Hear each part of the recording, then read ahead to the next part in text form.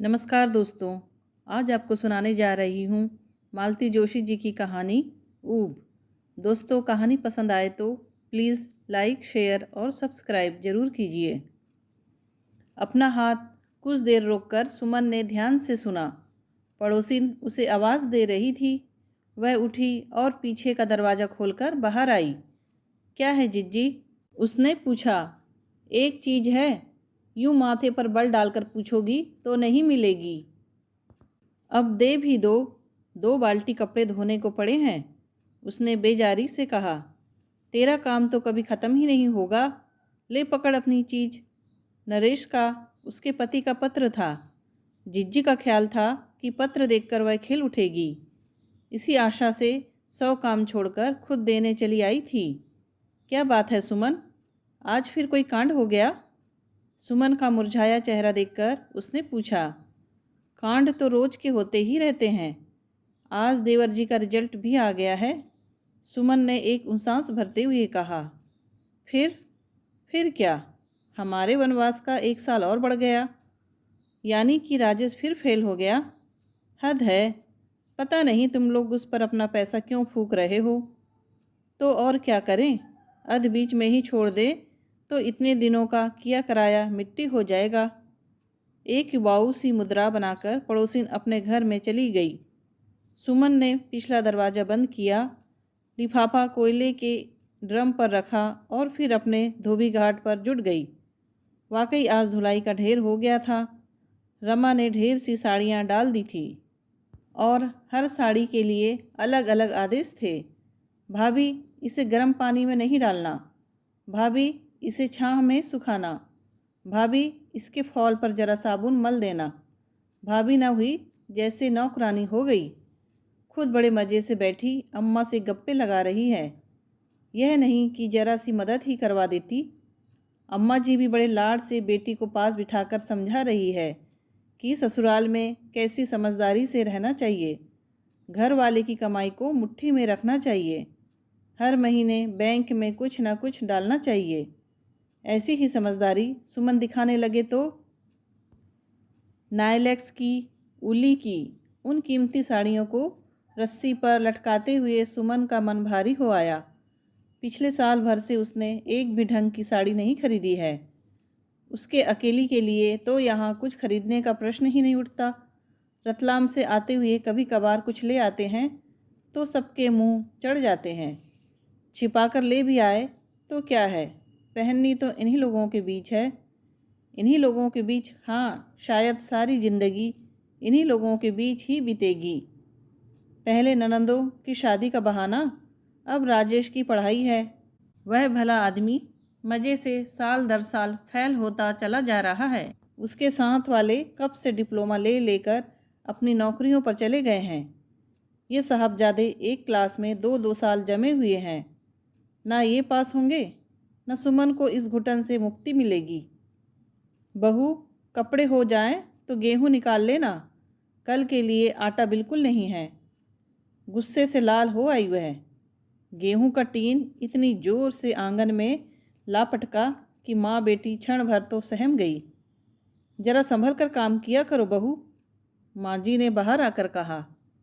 अब यह इतना बड़ा टीन मुझसे उठता है भला? उसने रुखाई से कहा। आवाज़ दे देती तो क्या कोई हाथ नहीं लगवाता? उसने उत्तर देना जरूरी नहीं समझा। रमा माँ की मदद के लिए दौड़ी आई। रहने दो अम्मा, आज भाभी का मूड ऑफ है। राजेश भैया फैल हो गए हैं ना? एक तीखा सा उत्तर उसके होंठों तक आ गया था, पर ससुर जी को भीतर आते देख वह चुपचाप सिर नीचा किए गेहूं बीनती रही। यही क्या, दिन भर चक चक लगा रखती हो तुम लोग? वे नाराज़गी के स्वर में बोले। इसीलिए तो लड़का जरा भी पढ़ नहीं पाता। जब देखो वही तू मैं। सुबह 8 का गया, अभी तक नहीं लौटा है। उसकी भी चिंता करोगी या आपस में ही लड़ती रहोगी? मैं जाती हूँ बाबूजी, बलबीर के यहाँ देख आती हूँ, रमा ने कहा और दम दम करती बाहर निकल गई। देखा, खून ही खून के लिए तड़पता है, परायों को ममता कहाँ से होगी? मांझी ने मौका देखकर एक व्यंग्य उछाल ही दिया। वे शायद और भी कुछ कहती, पर बाबूजी के तेवर देखकर चुप हो गई। सुमन को सचमुच कोई चिंता या घबराहट नहीं हो रही थी। जब पहली बार राजेश फेल हुआ था तो उसके घर लौटने तक वह बहुत परेशान रही थी। घबराहट में उसने प्रसाद भी बोल दिया था। शाम को उसके लौटने पर उसने पास बैठकर कस्में दे देकर उसे खाना खिलाया था और धीरज बंधाया था। तब उसकी गोद में सिर रखकर हम उम्र देवर फूट फूट कर रोया भी था। पर तब से यह सब इतनी बार हो चुका है कि अब उसे चिंता नहीं होती, सिर्फ खींच होती है। उसे बस यही ख्याल आता है कि राजेश यदि इसी गति से पढ़ता रहा तो शायद वह बरसों रतलाम ना जा सके। घर बसाने के सब अरमान भी तब तक मिट चुके होंगे। पास होते ही उसे नौकरी मिल जाएगी, यह ज़रूरी नहीं था, पर पढ़ाई के खर्च से तो मुक्ति मिलेगी। तब शायद नरेश 60-70 रुपये किराए का छोटा मोटा मकान ले सकेगा। तब शायद उसके अपने जीवन में कुछ रौनक आएगी।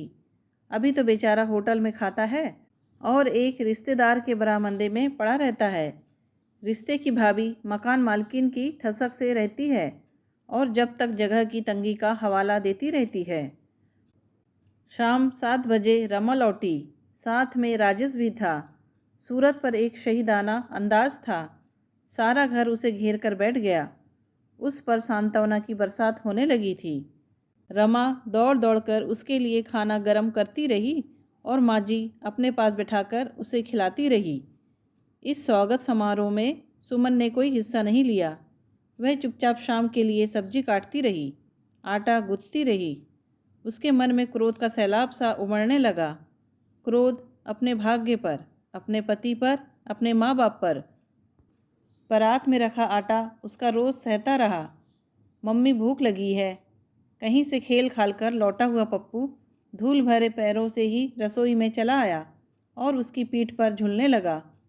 पेट में आग पड़ी होगी तभी घर की याद आई है। ठीक है ना? क्यों गली में कोई खाना खिलाने वाला नहीं मिला? कहते हुए उसने एक करारा तमाचा बच्चे के गाल पर जड़ दिया। बच्चा छिटक कर दूर जा गिरा। ये क्या कर रही हो बहू? जान ले लोगी क्या उसकी? अम्मा जी ने तैस में कहा। क्यों?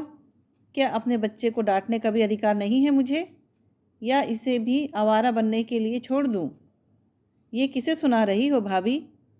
रमा ने रोते हुए भतीजे को गोद में उठाते हुए कहा। जवाब देने की कोई ज़रूरत नहीं समझी उसने। उसी तरह मुंह फुलाए बैठी रही। सारा संसार इस समय उसे अपना शत्रु लग रहा था, पप्पू भी। उसे मालूम है कि इस बार नरेश के आने पर उसे यह सारी बातें सुनाई जाएगी। यह कोई नई बात नहीं थी। नरेश के आते ही सबके शिकायतों के बस्ते खुल जाते। माँ जी जैसे एक एक बात नोट करती जाती। सुमन भी तो उसे नहीं बख्शती। तानों और उल्हानों के बिना एक वाक्य भी पूरा नहीं होता उसका। कई बार तो बेचारा कहता भी है, क्या यही सब सुनने के लिए मैं इतनी दूर से दौड़ा दौड़ा तुम लोगों के पास आता हूँ? उसके चले जाने के बाद सुमन स्वयं ही पश्चाताप की आग में जलती रहती है। 2-2 महीने बाद तो मिलना होता है और सारे वक्त वही शिकवे शिकायतें। आदमी क्या इसी सुख के लिए घर की ओर भागता है? लेकिन वह क्या करे, किससे कहे? रात बिस्तर पर लेटी तो पप्पू को सीने से लगाकर अपने अन्याय का परिमार्जन सा करना चाहा उसने। वह गहरी नींद में सो रहा था। वह यूं ही उसे थपकती रही, प्यार करती रही। भाभी तुम्हारी चिट्ठी। अभी साड़ियाँ उठाने गई थी तो ड्रम पर रखी मिली। साड़ियों का ढेर कंधे पर डाले रमा पत्र लिए खड़ी थी।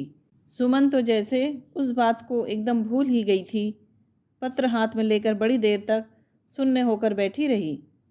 कैसी होती जा रही है वह? दिन भर उसे चिट्ठी पढ़ने की याद ही ना आई। पहले क्या वह क्षण भर भी रुक पाती थी? पत्र हाथ में आते ही कमरे में भाग आती थी वह। रसोई में होती तो आटा सने हाथों से ही खोल लेती। तब कोई ना कोई दया करके उसे उतनी देर की छुट्टी दे ही देता। एक मन हुआ उठकर बत्ती जला ले, पर आलस आ गया। सोचा अब कल ही देखा जाएगा, और पत्र तकिए के नीचे रखकर वह सो गई। दोस्तों, कहानी सुनने के लिए आपका बहुत बहुत धन्यवाद।